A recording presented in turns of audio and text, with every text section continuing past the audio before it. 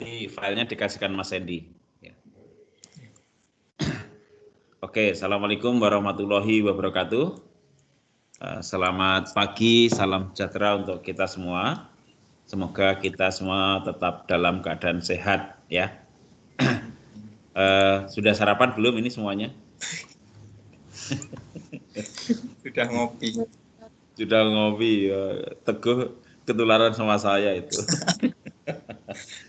Jadi kalau pagi ngopi dulu ya. Oke, semoga adik-adik mahasiswa S2 Teknik Kimia tetap semangat ya, tetap semangat dan sehat semuanya ya, dan lancar studinya ya. Amin. Pada pagi hari ini ya kita akan mendengarkan ya Mas Teguh untuk seminar hasil ya, apa yang sudah dicapai di dalam penelitiannya Mas Teguh ini ya.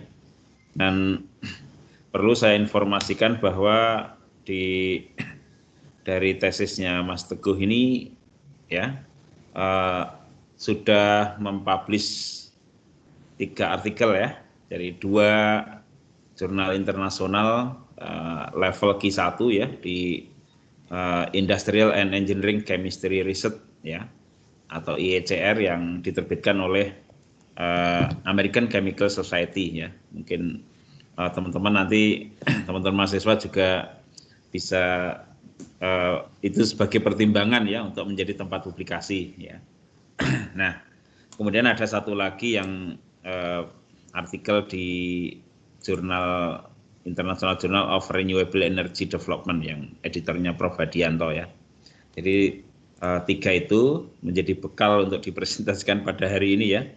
Kira-kira seperti apa yang sudah dicapai gitu ya.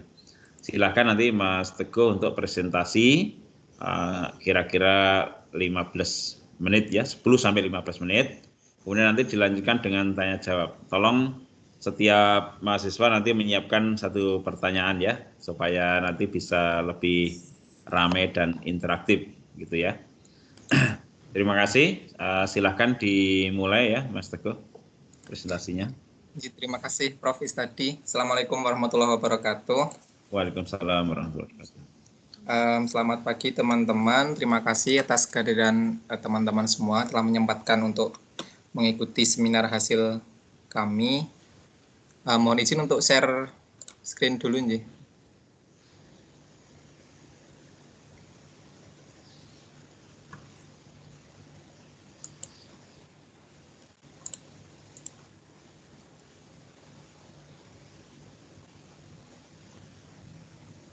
Loh, kok iki? Iki file apa iki?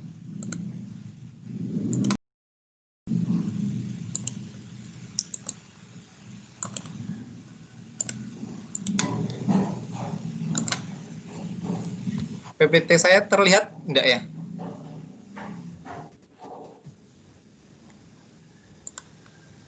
Halo? Terlihat, Go. Terlihat, Gu. Terlihat, Go. Coba di slideshow. Iya, sebentar.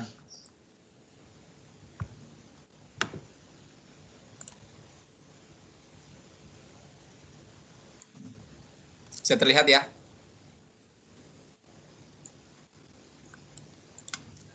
Oke. Bismillahirrahmanirrahim.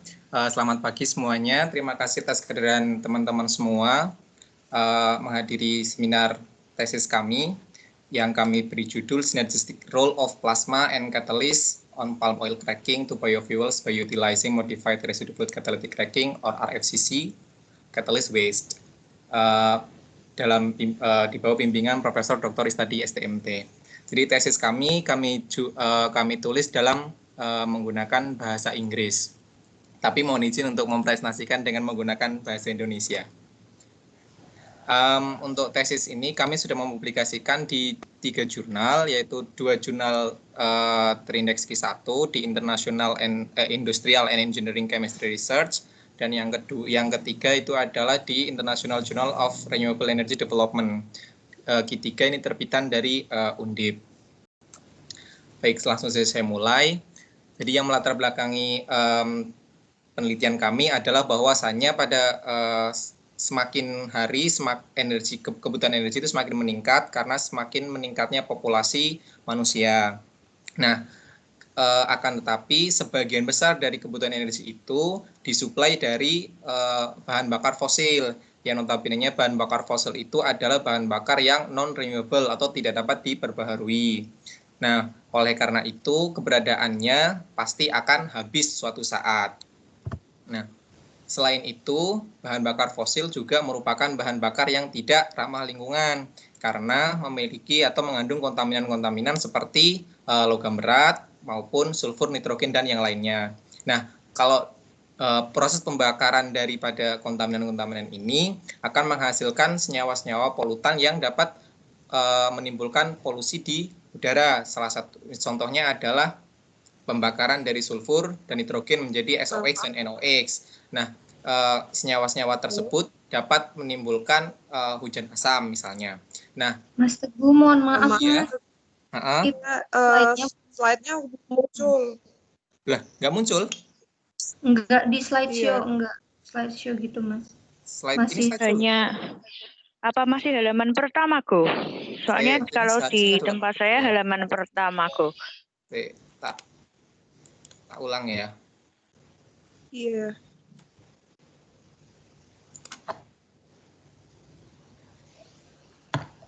Ini harusnya introduction. Nah, sudah. Kalau di Ya. tempat saya sudah. Oke. Yang lainnya Coba sudah. digeser-geser. Coba digeser-geser, Mas Go. Iya, publication. Oke, bisa. Oke. Ya. Bisa, Go. Jadi saya lanjutkan saja tuh Bisa bagaimana. lagi mungkin dirancang ini, Mas Teguh. Jangan pakai animasi. Perpindahan slide-nya tuh nggak usah pakai animasi. Oh, Kadang ya. digerakkan. Ya. Oke. Baik, Prof. Terima kasih. Ini langsung saya lanjut saja, Nje, atau saya ulang dari halaman ini? Lanjut aja nggak apa-apa. Lanjut saja ya. Nah tadi. Oke, ya artinya dari permasalahan-permasalahan tersebut yang bahwa fossil fuels itu satu saat pasti akan habis, kemudian dia juga akan tidak ramah lingkungan, maka perlu adanya sumber energi baru yang dapat menyokong kebutuhan energi dan dia terbarukan.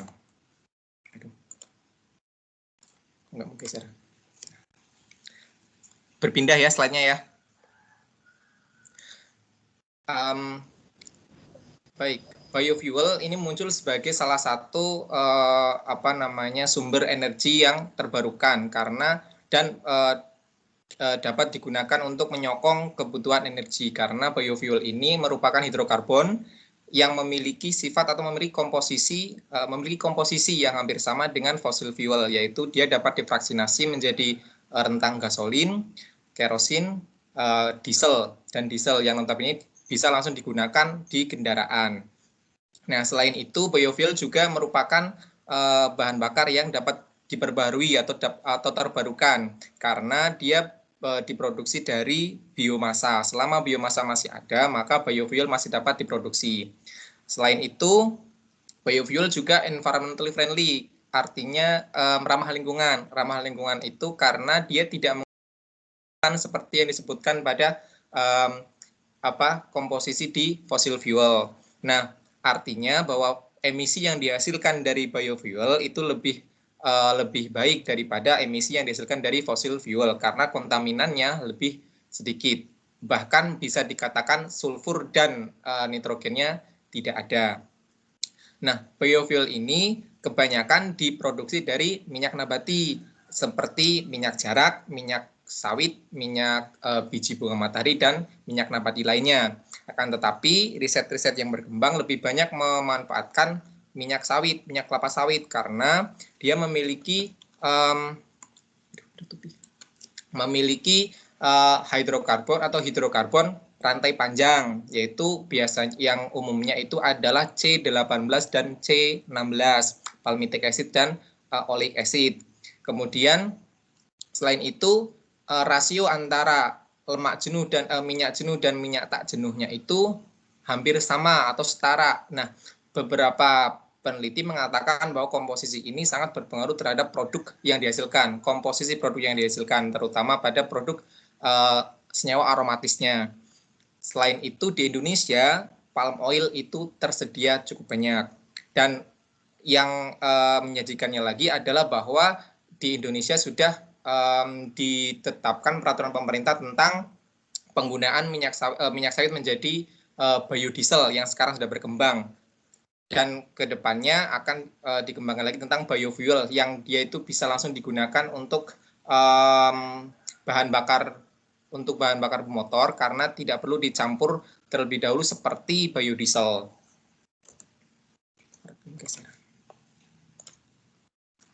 Baik, proses konversi dari minyak sawit menjadi biofuel dapat dilakukan dengan berbagai cara, yaitu transesterifikasi. Transesterifikasi itu dengan mengkonversi menjadi biodiesel saja. Nah, yang lebih yang produknya lebih banyak itu adalah proses cracking. Nah, proses cracking ini bisa dilakukan dengan cara pirolisis atau thermal cracking, hydrocracking, dan catalytic cracking. Thermal cracking ini artinya adalah proses perengkahannya atau proses pemutusan rantai karbonnya itu hanya dilakukan oleh energi atau energi panasnya. Artinya proses thermal cracking ini atau pirolisis ini biasanya dilakukan pada suhu yang sangat tinggi, pada suhu sekitar 850 derajat Celcius. Nah, untuk hydrocracking, dia memanfaatkan membutuhkan reaktan lain yaitu hidrogen. Nah, yang sering dikembangkan adalah catalytic cracking karena dia tidak membutuhkan reaktan lain, artinya hanya butuh reaktan yang ingin kita konversi, kemudian kita reaksikan. Nah, dengan istilah lain, catalytic cracking ini juga disebut sebagai hydrogen free catalytic cracking, artinya tidak menggunakan hidrogen.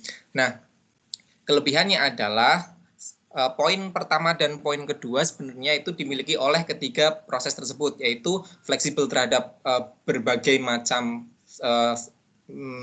minyak nabati, kemudian produknya juga banyak, bisa menghasilkan gas, OLP, dan water, dan coke, dan tidak seperti transesterifikasi yang hanya menghasilkan biodiesel dan gliserol saja.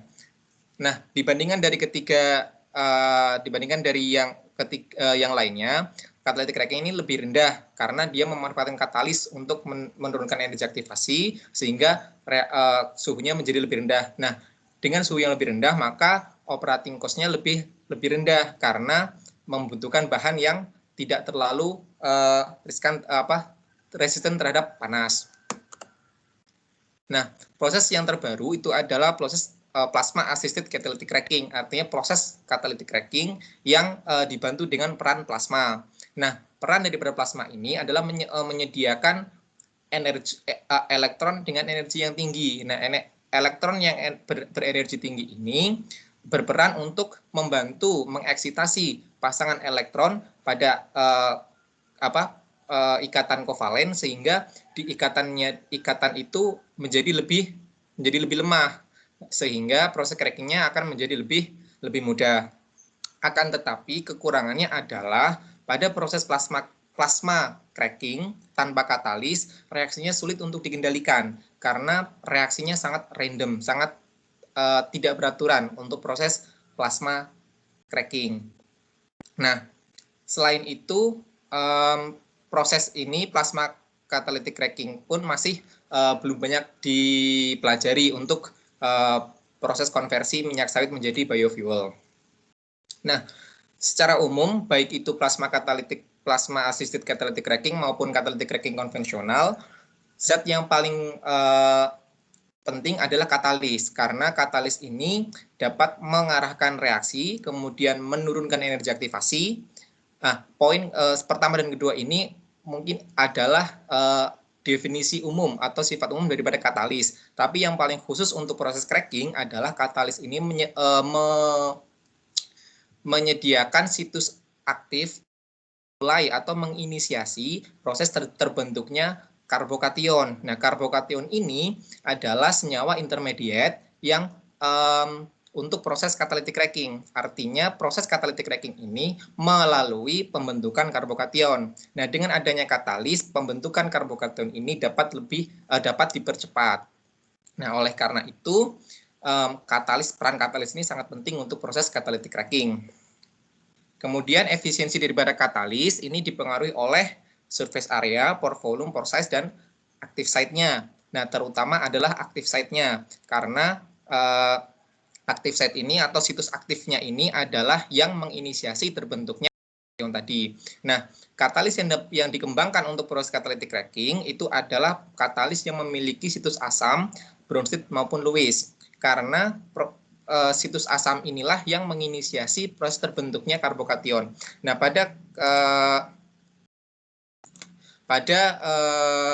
katalis berbasis zeolit, situs Bronsted itu adalah situs bukan hanya berbasis zeolit saja, tetapi untuk semua katalis Bronsted itu adalah situs asam Bronsted itu adalah situs asam yang dia itu dapat memberikan proton atau sebagai donor proton. Nah, di sini dalam katalis berbasis zeolit, dia itu adalah gugus OH dari jembatan SiOAl. Nah, situs asam Lewis itu adalah situs asam yang dia itu menerima pasangan elektron bebas dari reaktan. Nah, dalam zeolit ada dua, sebenarnya ada tiga. Satu lagi itu yang ini adalah Lewis acid dari aluminium yang dia itu kekurangan pasangan elektron.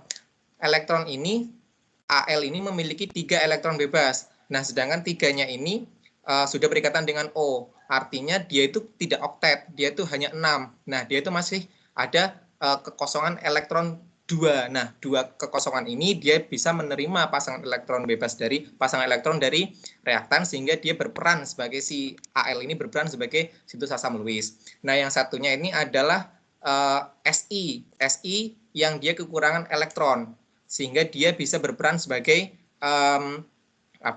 sebagai situs asam Lewis. Nah, satunya lagi itu adalah extra framework aluminium. Jadi aluminium yang tidak berada di framework seperti ini, tidak berjejer-jejer seperti ini, tetapi dia stand alone atau dia itu berada di luar sebagai aluminium membentuk situs asam Lewis. Nah, kemudian yang menarik adalah bahwasanya asam Bronsted dan asam Lewis ini masih ditemukan dalam katalis RFCC bekas, residu fluid catalytic cracking bekas. Nah, akan tetapi katalis RFCC ini adalah katalis yang sudah terdeaktivasi dan termasuk dalam golongan limbah yang berbahaya karena mengandung logam berat.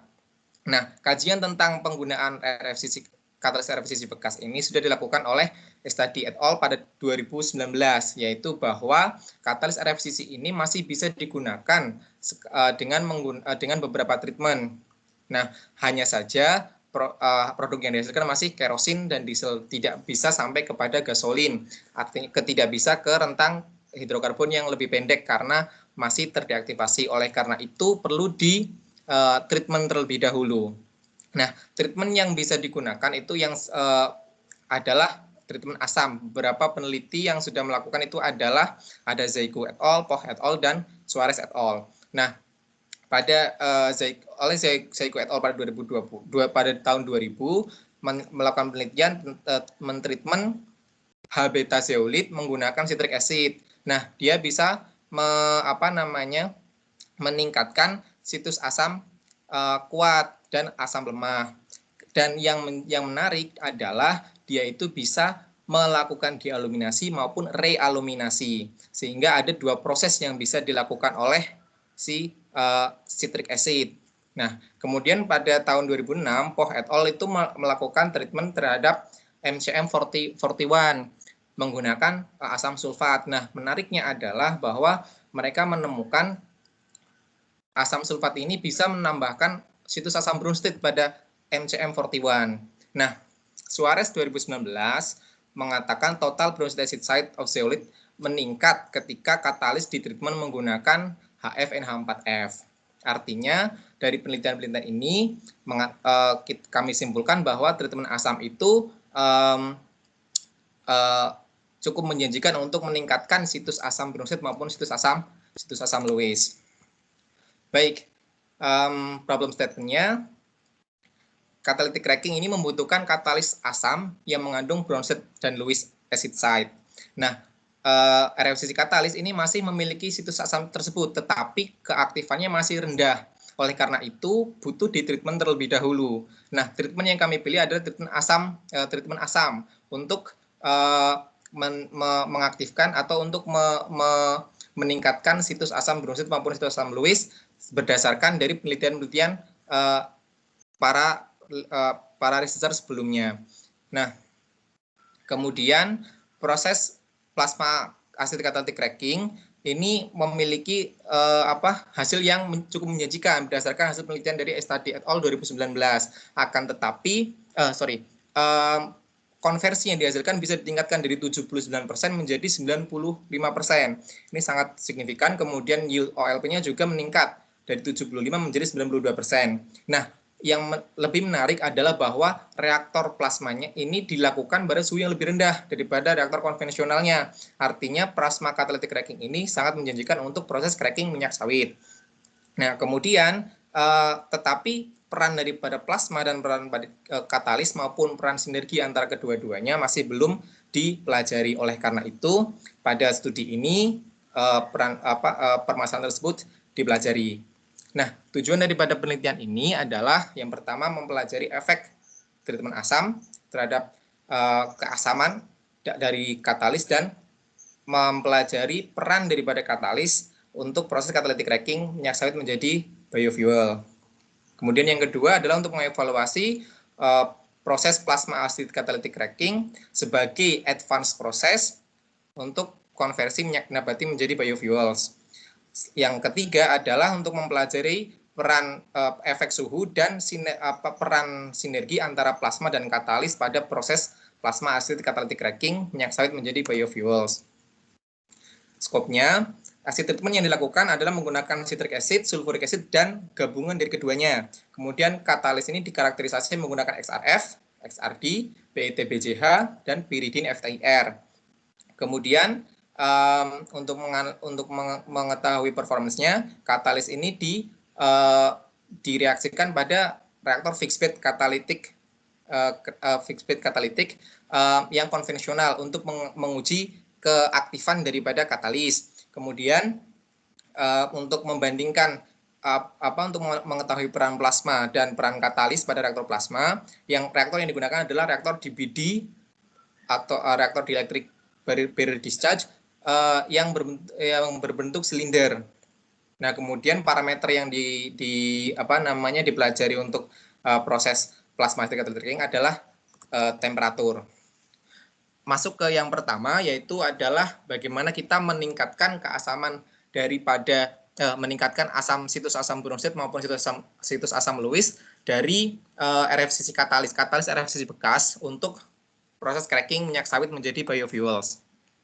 Nah, seperti yang saya sampaikan di depan bahwa catalytic cracking itu membutuhkan katalis asam. Nah, karena ternyata catalytic cracking ini reaksinya adalah mengikuti chain reaction, artinya reaksi yang menyambung, berhubungan, terjadi inisiasi, propagasi, dan terminasi. Nah, yang paling penting adalah proses inisiasi, yaitu pembentukan karbokation yang sudah saya jelaskan di depan.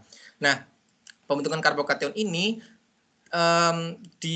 terjadi pada situs asam Lewis maupun situs asam bromsid. Nah, kemudian katalis RFCC bekas itu ternyata masih mengandung memiliki situs asam Lewis maupun situs asam bromsid walaupun sudah terdeaktivasi. Akan tetapi berdasarkan penelitian sebelumnya, dia masih bisa digunakan untuk proses cracking walaupun harus di treatment terlebih dahulu. Nah, pada chapter ini efek daripada treatment asam menggunakan citric acid, sulfuric acid, dan gabungan dari keduanya dipelajari efeknya terhadap pembentukan situs asam maupun nanti mengkaji peran daripada keasaman dari katalis terhadap reaksi cracking. Nah, palm oil yang digunakan adalah seperti ini komposisinya, yang sebagian besar itu adalah palmitic acid dan oleic acid. Oleic acid yang jumlahnya terbesar itu adalah palmitic acid. Nah, catalyst preparation-nya untuk yang high zeolite itu sebagai pembanding itu adalah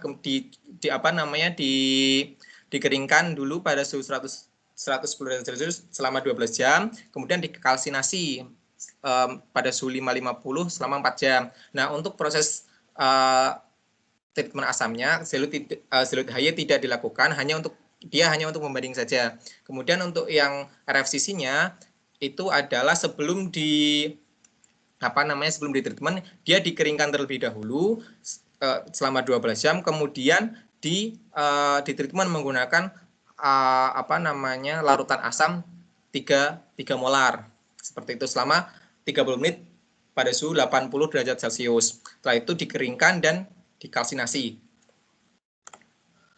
Nah, ini perhitungannya, saya skip saja. Baik. Analisis yang pertama adalah XRF. Nah, dari analisis XRF, mungkin ini saya percepat saja, ternyata sudah 38 ini. Nah, pada analisis XRF yang digunakan untuk mengetahui kandungan logam daripada katalis. Nah, bisa dilihat bahwa ternyata setelah treatment asam, logam-logam yang ada pada RFCC ini dia berkurang. Artinya bahwa telah terjadi pelarutan logam pelarutan logam oleh asam. Nah, selain itu silika dan aluminium ini juga dia ikut larut terhadap pada saat proses asam. Nah, yang yang menarik adalah bahwa setelah proses sulfuric acid treatment atau mixed treatment ini RFCCS dan RFCCM, kandungan sulfurnya itu meningkat. Nah, ini mengindikasikan bahwa telah terjadi impregnasi, tidak hanya pelepasan atau tidak hanya pelarutan logam-logam lain, logam-logam impuritas pada RFCC, tetapi juga terjadi impregnasi sulfur pada zeolit pada RFCC bekas. Yang penting itu. Nah, kemudian XRD. Nah, dari gambar kita bisa lihat bahwasanya struktur XRD pattern atau XRD pattern daripada HY dan RFCC tidak jauh berbeda, tetapi pada RFCC ini dia itu ada istilahnya broad diffraction. Artinya ini menunjukkan bahwa dia itu lebih amorf daripada zeolit HY, dan ternyata memang ketika dihitung kristalinitinya zeolit HY itu lebih tinggi dan RFCC itu ternyata jauh lebih rendah. Nah, ini menunjukkan bahwa RFCC ini lebih amorf daripada zeolit HY karena pada proses telah diaktifasi pada proses sebelumnya. Kemudian setelah proses acid treatment pada proses acid treatment ini dia itu kristalinitas daripada katalis itu meningkat karena peningkatan tertinggi terjadi pada RFCC yang di treatment menggunakan citric acid, karena seperti yang dijelaskan di depan bahwa citric acid ini mampu melakukan realuminasi, artinya struktur kristalnya dia itu bisa memasukkan si aluminium terhadap struktur daripada katalis. Nah, dengan demikian kristalinitas daripada katalis, keteraturan daripada katalis ini dia itu lebih tinggi. Nah, yang lainnya adalah pada proses impregnasi treatment asam sulfat ternyata muncul pik-pik baru, yaitu pada 2 theta 13,88, 15,2, 29,29, dan terjadi peningkatan pik pada 2 theta 25,39. Nah, ternyata ini adalah pik Al2SO43. Nah, aluminium sulfat. Nah, pembentukan aluminium sulfat ini terjadi karena adanya reaksi antara kemungkinan pertama adalah yang disampaikan oleh Eng dan kawan-kawan itu adalah reaksi antara asam sulfat dengan ekstra framework aluminium membentuk membentuk aluminium sulfat yang tetap berada pada ekstra framework. Kemudian dia juga bisa terjadi proses dealuminasi, artinya bahwa dari framework yaitu diambil membentuk aluminium sulfat, tetapi Eng sendiri mengatakan bahwa cenderung lebih kepada bereaksi terhadap ekstra framework aluminium. Nah, kami juga menyimpulkan bahwa reaksi ini juga terbentuk dari ekstra framework aluminium karena kristalinitas daripada katalis itu masih tinggi daripada daripada RFCC yang tanpa di treatment. Artinya si katalis itu mungkin lebih sedikit terdealuminasi seperti itu. Kemudian surface area. Secara umum surface area daripada RFCC itu meningkat setelah treatment, tetapi pada RFCC S atau sulfuric acid dia itu menurun karena terbentuk karena dia itu tertutup oleh pori-pori dia itu tertutup oleh aluminium sulfat yang pada extra framework. Singkatnya seperti itu. 43. Baik, karakterisasi yang berikutnya adalah FTIR pyridine, yaitu untuk mengetahui situs asam Bronsted maupun situs asam Lewis yang terbentuk. Nah, pada katalis HY ternyata yang lebih banyak itu adalah situs asam Lewisnya dan total acidity-nya itu lebih rendah daripada yang lainnya. Rasio Bronsted dan Lewis acidnya itu juga lebih paling rendah. Dan yang rasio Bronsted dan rasio Bronsted Lewis acid rasionya itu yang paling tinggi adalah treatment asam sulfat karena yang disampaikan tadi di awal berdasarkan XRF maupun XRD dia ada impregnasi asam sulfat pada struktur katalis. Nah, struktur yang terbentuk adalah HOSO3 yang dia akan berperan sebagai situs asam Bronsted. Oleh karena itu, situs asam Bronsted pada zeolit pada katalis RFCCS ini meningkat karena ada terbentuknya situs HOSO3 dan adanya transfer proton daripada asam. Kemudian performance-nya dapat kita lihat bahwa konversi yang paling tinggi adalah pada katalis HY. Katalis HY ini walaupun tadi dari sini kita lihat bahwa keasaman daripada katalis HY itu paling rendah, tetapi konversi yang dihasilkan itu adalah paling tinggi. Artinya kami menyimpulkan konversi ini tidak hanya dipengaruhi oleh keasaman, tetapi juga propertis katalis yang lainnya. Dan kami menyimpulkan bahwa yang berpengaruh adalah salah satunya adalah luas permukaan. Nah, yang bisa kami buktikan adalah luas permukaan. Nah, kenapa kan luas permukaan daripada zeolit ini zeolit HY ini adalah paling besar dari yang lainnya. Nah, sekalipun keasamannya paling rendah, tetapi akses daripada reaktan menuju ke active site itu lebih mudah daripada yang lainnya. Nah, artinya kemungkinan terjadinya reaksi itu lebih cepat. Oleh karena itu HY konversinya menjadi lebih tinggi. Kemudian jika kita tinjau dari OLP-nya, OLP yang terbentuk paling tinggi adalah dari RFCCS. Karena RFCCS ini, jika kita lihat dari situs keasamannya, dia ini adalah Bronsted acid-nya lebih tinggi daripada yang lainnya. Nah, artinya kami menyimpulkan bahwa situs asam Bronsted ini mengarahkan reaksi cracking ke arah hidrokarbon rantai panjang. Dibuktikan dengan adanya pembentukan diesel yang lebih tinggi dari hasil katalis RFCCS. RFCCS ini menghasilkan diesel yang paling tinggi. Artinya dia itu mengarahkan ke reaksi cracking ke rantai panjang. Nah, kemudian coke yang dihasilkan itu ternyata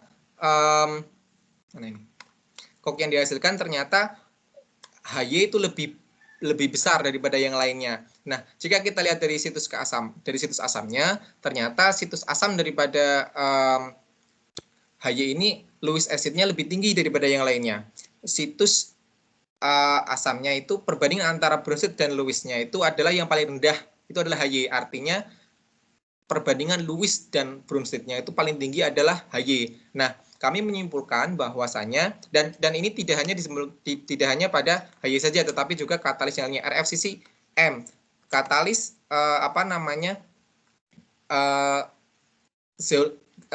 Lewis acid-nya juga tinggi. Nah, maka dengan tren ini kami menyimpulkan bahwa ternyata Lewis acid ini mengarahkan ke hidrokarbon lebih pendek dan ternyata menghasilkan coke lebih banyak. Nah, dari keempat RFCC, RFCCC, RFCS, dan RFCCM, penurunan luas permukaan terbesar itu terjadi pada RFCCM karena dia memiliki keasaman yang tinggi. Nah, keasaman yang tinggi ini selain dia itu memiliki kemampuan untuk cracking yang baik, tetapi ternyata keasaman yang tinggi ini juga menghasilkan coke yang tinggi juga. Akhirnya si coke ini dia itu menurunkan luas permukaan. Nah, maka penurunan luas permukaan tertinggi itu adalah terjadi pada katalis RFCCM. Kemudian tipe katalis terhadap komposisi yang bisa kita lihat adalah hidrokarbon itu paling banyak daripada yang lainnya. Tetapi yang bisa kita lihat adalah hidrokarbon paling banyak dihasilkan dari RFCCM karena dia memiliki keasaman yang paling tinggi. Nah, yang menarik adalah pada HY dan RFCCS karena RFCCS ini dia memiliki total keasaman yang tinggi juga, tetapi dia hidrokarbonnya lebih rendah. Nah, sedangkan HY ini keasamannya lebih kecil, tetapi dia lebih besar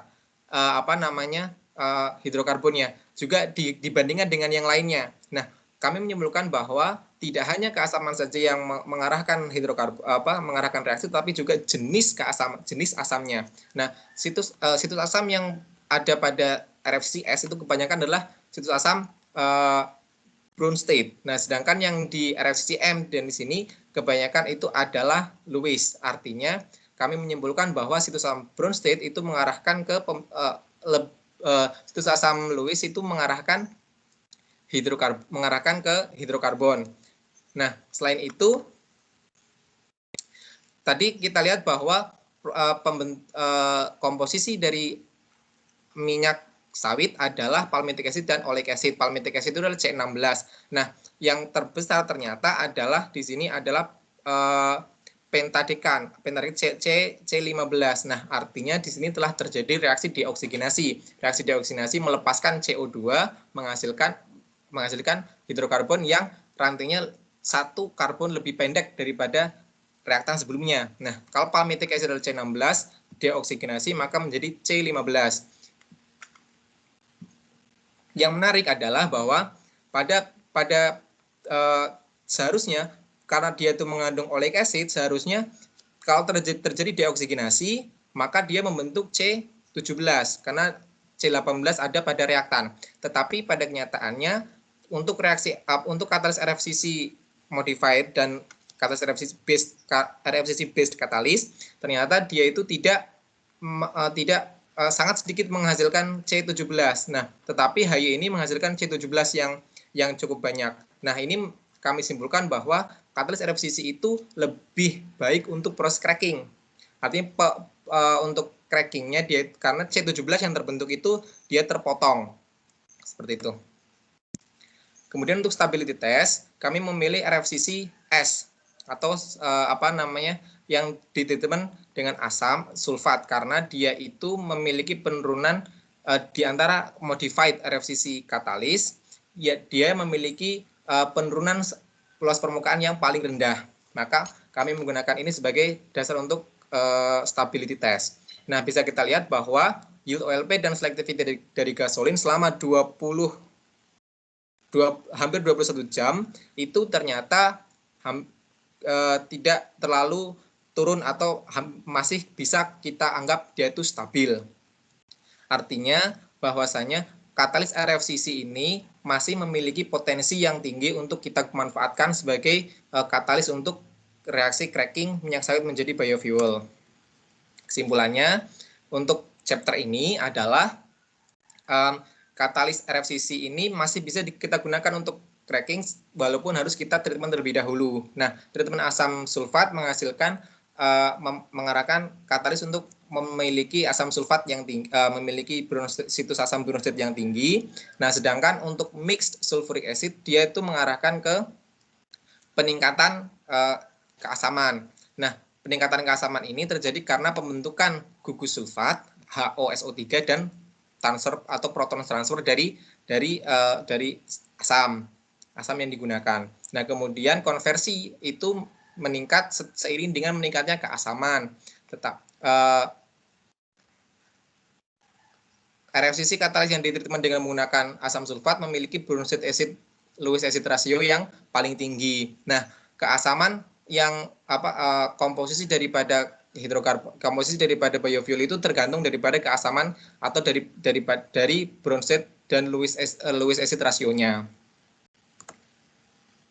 Kemudian yang kedua yaitu tentang perspektif review on plasma acid catalytic cracking. Mas Teguh. Nggih. Nanti lama banget kalau semuanya ya. Lagi gimana ini, Prof?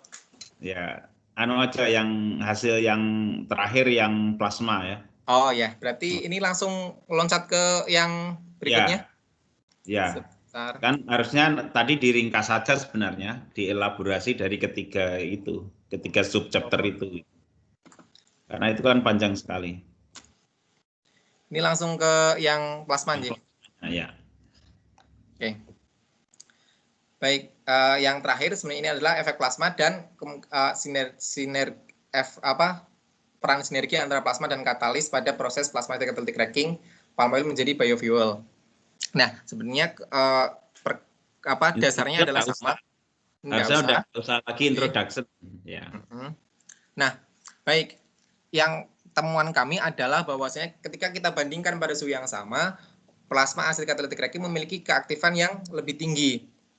Pada suhu 450, konversi yang dihasilkan itu hampir sama. Artinya bahwa pada suhu 450, katalis ini memiliki keaktifan yang sama, baik itu di konvensional maupun di reaktor plasma. Nah, yang menarik adalah hasil gasolin yang dihasilkan atau hidrokarbon yang dihasilkan, yaitu selektivitas daripada gasolin itu meningkat setelah dengan adanya bantuan plasma. Nah, dengan tanpa plasma cracking ini mengarah kepada reaksi cracking ke hidrokarbon rantai panjang. Nah, sedangkan dengan plasma dia mengarah kepada hidrokarbon rantai pendek dengan adanya pemindahan dari gasolin meningkat, kerosin meningkat dan diesel menurun. Artinya si plasma ini membantu proses cracking menurunkan mengarahkan reaksi ke hidrokarbon rantai pendek. Nah, peran dari plasma ini adalah dia itu mengeksitasi reaktan, kemudian si katalis mengarahkan reaksi. Nah, katalis mengarahkan reaksi, plasma mengeksitasi sehingga reaktan menjadi lebih mudah untuk direaksikan. Nah, efek suhunya ternyata pada berbagai suhu 400, 450 dan 500, katalis yang digunakan itu memiliki keaktifan yang sama karena konversinya hampir setara, hampir sama. Nah, yang menarik adalah selektivitas daripada gasolin atau selektivitas daripada biofuelnya. Nah, bisa kita lihat bahwa gasolin pada suhu 400 dia itu lebih tinggi daripada 450, tetapi pada suhu 500 gasolinnya naik lagi. Nah, kami menyimpulkan bahwa pada suhu 400 katalis masih belum terlalu aktif. Nah, yang berperan adalah plasmanya. Nah, plasma ini dia itu lebih aktif untuk mengeksitasi reaktan, kemudian di cracking oleh katalis, tetapi karena katalisnya tidak terlalu aktif, maka yang berperan adalah plasmanya. Nah, pada suhu 450 katalis sudah mulai aktif, dia mengarahkan reaksi. Katalis yang ada itu adalah mengarahkan reaksi ke pada suhu 50 lebih aktif mengarahkan reaksi ke hidrokarbon rantai yang lebih panjang. Nah, maka dari sini di pada suhu 500 ternyata katalisnya lebih aktif lagi untuk mengarahkan ke hidrokarbon rantai pendek. Nah, kami menyimpulkan bahwa pada suhu yang rendah ketika katalis belum aktif, peran plasma lebih dominan daripada katalisnya. Nah, pada suhu tertentu ketika katalis sudah aktif, maka katalis dan plasma ini bekerja secara sinergi. Plasma mengeksitasi reaktan, kemudian katalis mengarahkan reaksinya. Nah, efeknya adalah pembentukan hidrokarbon yang ke arah reaksi yang kita inginkan. Kemudian untuk komposisinya, ternyata katalis yang kita gunakan, komposisi ini kami simpulkan berdasarkan daripada karakteristik daripada katalisnya. Nah, katalis yang kami gunakan ternyata tidak terlalu aktif untuk pembentukan hidrokarbon, tetapi lebih ke komponen oksigenated dan komponen aromatis.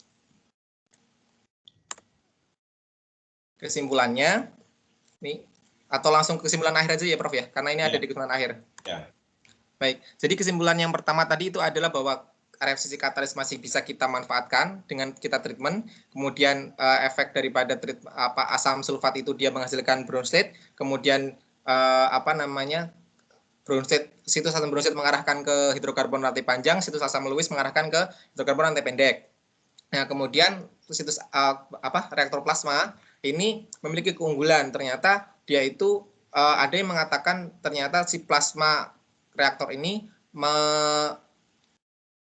sangat dapat mengaktifkan katalis sehingga katalis itu tidak terdeaktivasi karena pembentukan kok dapat dideposisi oleh plasma.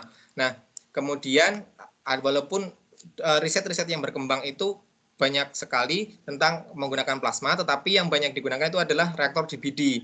Nah, karena dia itu memiliki, kita bisa adjust atau kita bisa kita atur seperti reaktor konvensional karena dia bisa berbentuk seperti tabung silinder yang seperti reaktor konvensional biasa.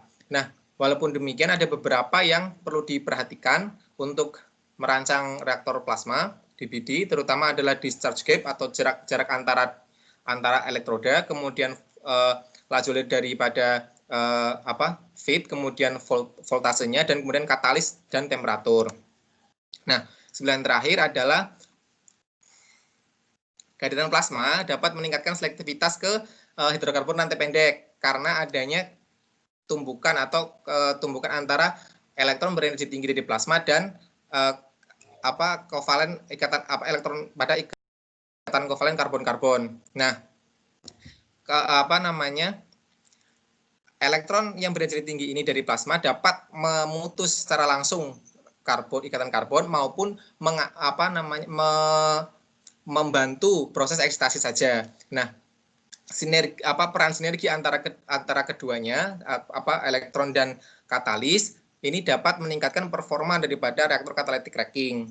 Nah, sedangkan dengan meningkatkan suhu reaktor dapat meningkatkan selektivitas terhadap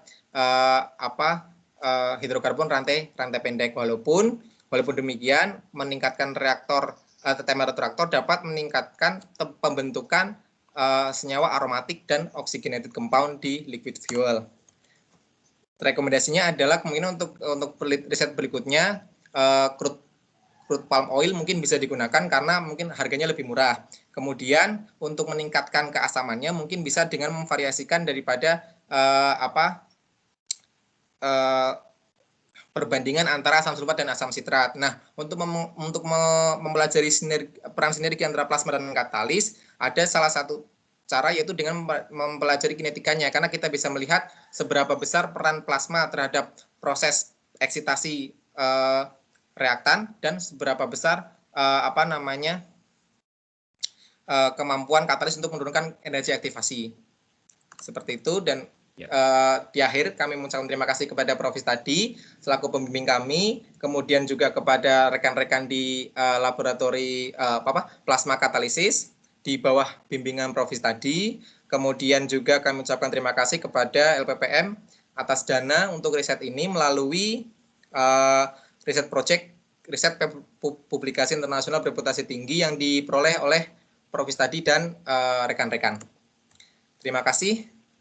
Mohon maaf atas segala kekurangan. Terima kasih sekali lagi. Assalamualaikum warahmatullahi wabarakatuh. Kembali ke Prof. Tadi, Prof. Oke, terima kasih. Jadi kalau saya bikin evaluasi, jadi di slide-nya itu masih banyak kata-kata ya, apalagi paragraf. Nanti kedepannya harus disiapkan yang poin aja ya. Misalnya simpulan itu kan kalau simpulan ada 3 itu ya ada 3 statement aja ya. Item 1, item 2, item 3. Walaupun itu kalau di penulisan kan paragraf ya. Tapi kalau di slide nanti yang mungkin 1 sampai 2 kalimat itu 1 poin ya. 1 sampai 2 kalimat 2 poin. Nah, seperti itu. Jadi mungkin lebih ringkas gitu ya.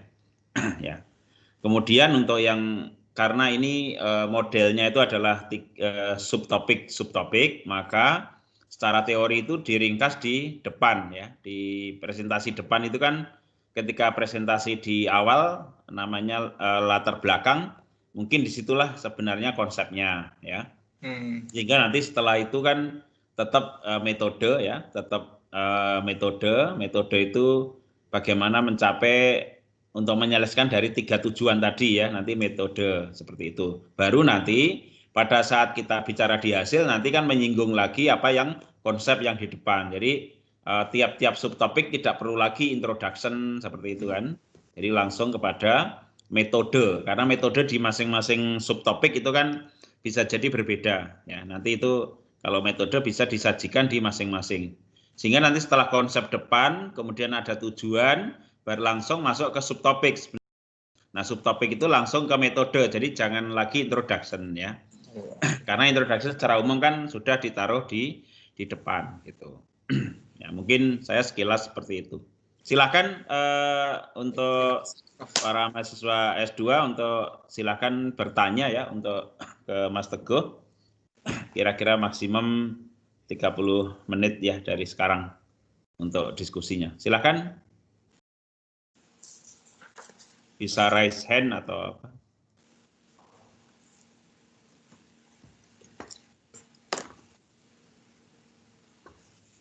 Silakan. Ya, assalamualaikum warahmatullahi wabarakatuh. Waalaikumsalam warahmatullahi wabarakatuh. Silakan Kang Salam. Ya, ini pertanyaan sebenarnya simpel sih, Kang. Jadi kan lihat yang di RFCC yang ditabelkan ada yang silikon sama yang aluminium itu kan dia terlarutkan karena kondisi asam kan. Selanjutnya pas tadi ditunjukkan di XRD, ternyata di posisi yang terbagus ada di titik 25,39 theta itu malah pembentukan Al2 sulfat. Nah, pertanyaan saya, pada proses yang cracking menggunakan katalis tadi itu, apakah memang sifatnya itu membuat aluminiumnya bereaksi ketimbang silikonnya? Apakah silikonnya juga ikut bereaksi menjadi dengan sulfatnya atau enggak? Soalnya tadi di XRD kayak nggak kelihatan. Baik, ini langsung saya jawab, Prof. Ya, silakan. Ya, jadi untuk proses treatmentnya, ini berarti ke fokusnya ke proses treatment katalis ya, Mas ya. Berarti sebelum ke reaksi cracking ya. Nah, ya. Nah, untuk yang reaksi pembentuk di treatment, logam-logam itu terlarut. Nah, tetapi yang unik dari aluminium ini adalah dia itu bisa bereaksi dengan asam sulfat membentuk Al2SO4 3 kali. Nah, kalau untuk yang silikon ternyata dari XRD dia tidak terdeteksi. Yang terdeteksi itu adalah Al2SO4 3 kali. Nah, sebenarnya dari hasil ini juga diperoleh oleh tulisannya itu NG. NG itu bacanya apa? Eng dan kawan-kawan itu pada tahun 2000 sebentar. Itu Singapura itu, Bukan, itu Prof. Bajigur. Iya, mahasiswanya. Oh, iya. Cina, ya. Nah, itu juga dia MCM41 itu dia treatment menggunakan asam sulfat, ternyata dia membentuk si silika itu memang dia ada yang turun, tetapi dia lepas. Kemudian si aluminanya ini dia tuh ternyata dia bisa bereaksi dengan asam sulfat, terutama yang yang extra framework. Nah, jadi kalau aluminium itu di dalam zeolit itu ada yang framework dan extra framework. Nah, yang kalau framework itu yang tadi ada SIAL. Gendeng-gendeng SIAL kayak gitu-gitu. Nah, kalau yang aluminium extra framework dia itu berdiri membentuk senyawa lain. Kalau dia itu memiliki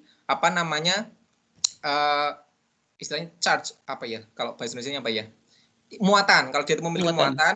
Nah, kalau dia itu memiliki muatan itu dia dapat bersifat sebagai asam Lewis seperti itu. Nah, si asam sulfat ini dia bisa bereaksi dengan asam extra framework itu, Lewis eval atau extra framework aluminium itu membentuk Al2SO4 seperti itu.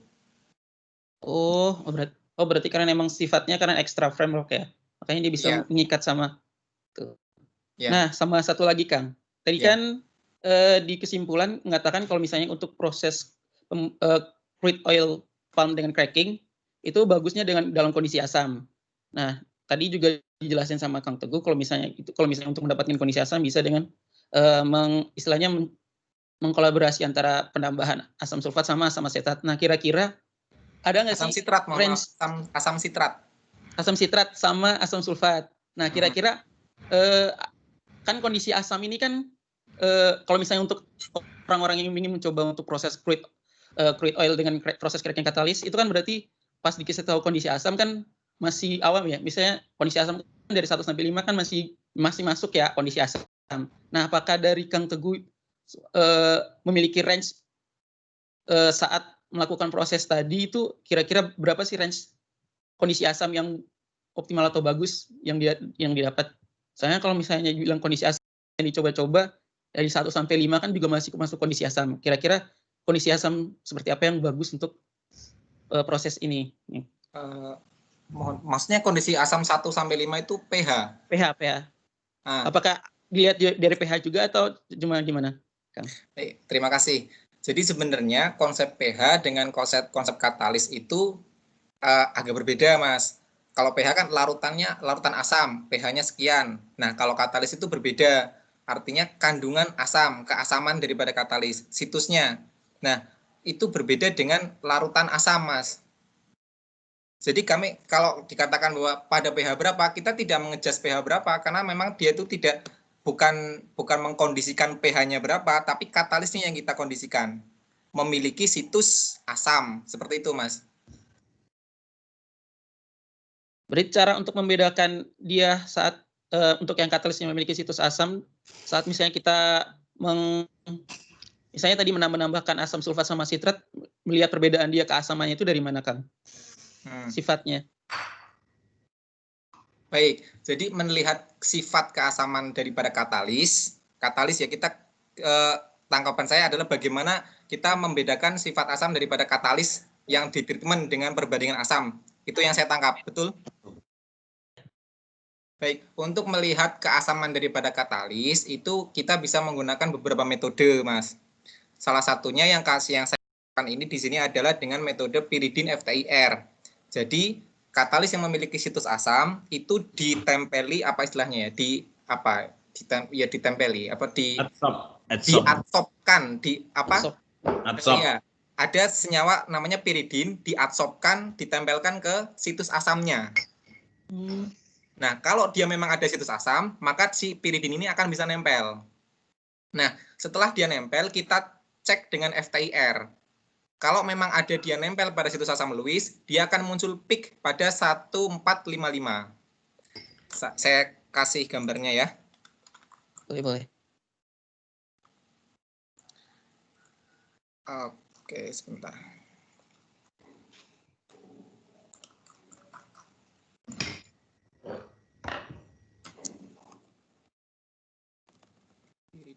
Soalnya tadi nangkapnya kondisi asam itu pH sih. Iya. Itu yang buat kalau kondisi asam yang pH itu adalah yang brown state. Jadi kalau brown state itu bisa diukur pH-nya karena kan itu pH plusnya. Kan itu proton donor. Nah, itu bisa mempengaruhi pH. Tapi kalau yang Lewis tadi nggak mempengaruhi pH-nya karena itu kan masalah kecacatan di struktur aja itu. Ini terlihat ya, Mas Salam ya? Iya, kelihatan. Nah, ini kalau dia itu setelah diadsorpkan pyridine di katalis, kalau dia itu ada situs asam Lewis, dia nempel di situs asam Lewis, kemudian di FTIR dia akan muncul peak di 1455. Ya, di pyridine FTIR ini absorbansi setelah ditempeli pyridine. Nah, kalau dia itu muncul ada bromosid acidnya, maka dia akan muncul di sini 1455. Tapi itu kan setelah di flashing ya, Mas Teguh ya. Kenapa? Oh iya, setelah di flashing. Karena kalau di flashing kok dia nggak ada yang nempel, hilang semua, nanti nggak ada peak gitu loh. Kalau di flashing pakai helium kok dia misalnya tetap nempel ya berarti itu memang punya asam kan begitu kan? Jadi prosedurnya itu si pyridine itu ditempelkan ke katalis, kemudian di flashing untuk menghilangkan katalis yang menempel secara fisik. Yang di sini adalah menempel secara kimia, Mas Salam. Oh iya. Nah, kalau dia itu nempel secara kimia, karena dia nempel di situs, dia akan dia akan terikat. Nah, kalau yang dia itu apa namanya terikat hanya nempel saja secara fisik, dia akan ya terflashing itu tadi. Jadi yang terdeteksi itu adalah yang betul-betul nempel pada situs asam seperti itu. Itu salah satu metode saja. Ada metode lain juga yaitu TPD. Dia itu tidak bisa menentukan jenis situs asamnya, tetapi dia menentukan kuat dan lemahnya si asam. Kalau piridin ini nggak bisa itu, kekuatan nggak bisa. Jadi hanya secara kualitatif atau kuantitatif berapa jumlah situs asamnya dan jenisnya, cuma gitu aja. Mudah-mudahan terjawab ya Mas Alam. Iya, siap. Paham sekarang kalau untuk cara menentukan keasaman. Ya, itu banyak kok literaturnya, dan sayangnya kita alatnya nggak punya, yang punya ITS ya, di kimia ITS ya. Kalau TPD ada ya, Mas Teguh ya, di LIPI. Ada di LIPI ya. Di LIPI ada. TPD. Ya, silakan. Ada yang lain yang bertanya, silakan.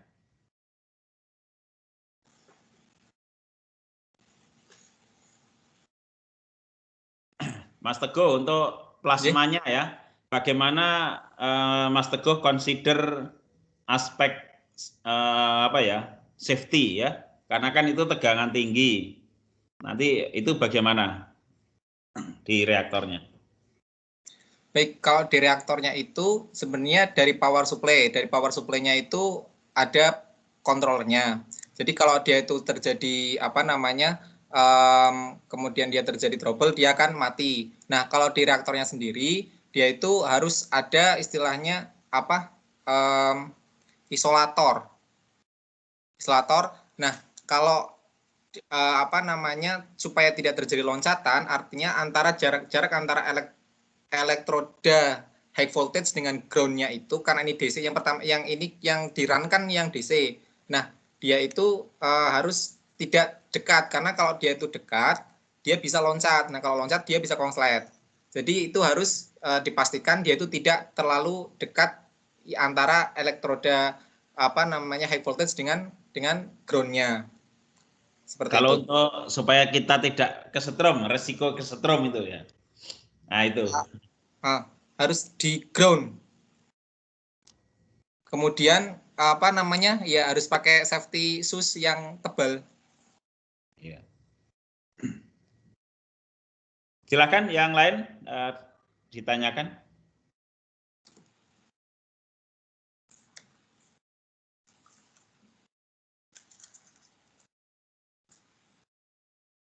Itu ukuran reaktornya besar ya, Kang? Diameter dalamnya 1 inci, 2,54 cm. Kecil. Oh, kecil ya. Ya, masih skala lab itu kayaknya. Iya. Kalau di papernya yang itu ada yang skala industri itu, Mas Salam ya, yang untuk DBD skala industrinya ada. Nanti lihat di paper yang review. Oh iya. Paper tahun 70-an ya Mas Teguh ya? 70-an tapi ini ulang di 2018 ada. Oh ya, temuannya tahun 70-an ya. Modelnya paralel. Ya. Seperti fixed bed multi tube. Nah, multi tube. Seperti itu modelnya, tapi di tengahnya ada high voltage elektrotnya di tengahnya.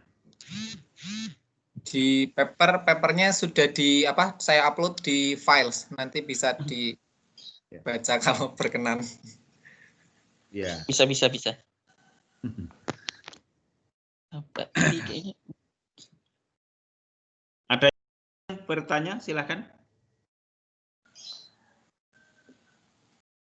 Kemudian untuk powernya ya Mas Teguh ya,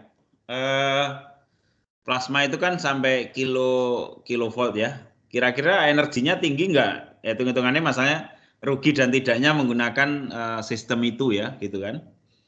Kalau tadi menggunakan pemanasan aja kan rata-rata 550 ya. Nah, kemudian dengan adanya plasma ini apa yang bisa diefisienkan? Padahal kan itu tegangan tinggi ya. Nah, itu bukankah itu watt-nya tinggi juga gitu kan? Ya.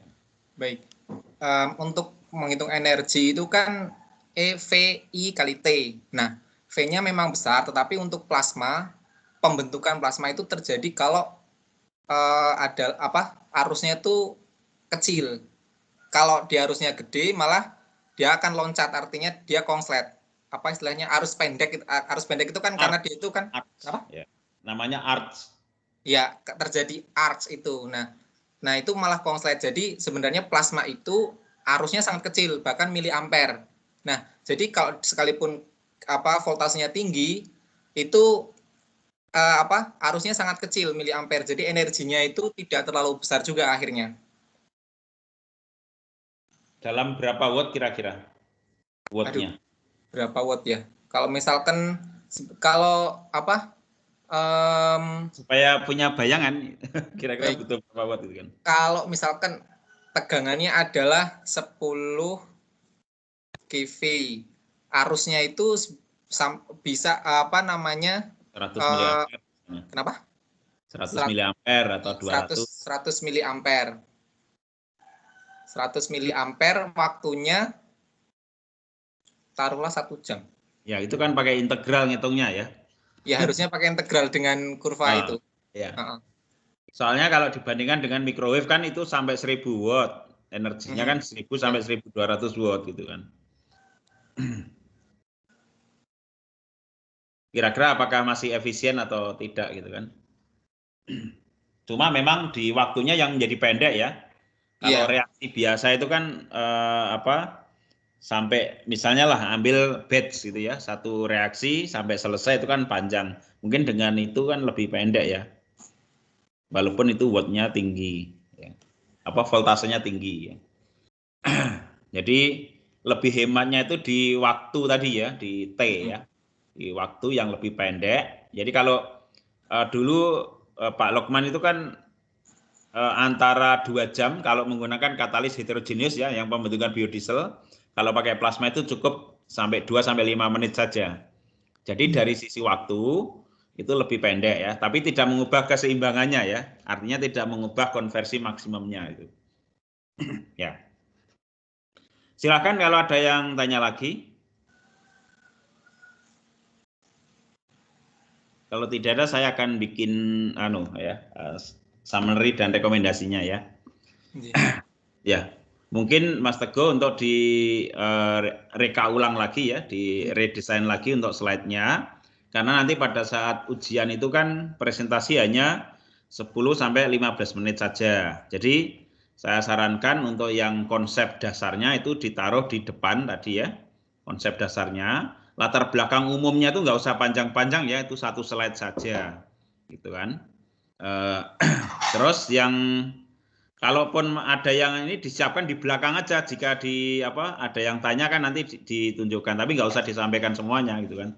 Yang untuk slide-nya itu diperkirakan selesai misalnya 15 menit presentasi gitu kan. Nah, kemudian tadi ada 3 tujuan kan, 3 tujuan, kemudian tampilkan metodenya ya. Tampilkan masing-masing itu metodenya bagaimana. Mungkin dalam bentuk skema. Kayak tadi pembuatan katalis itu kan bagus dibuat dalam bentuk skema saja.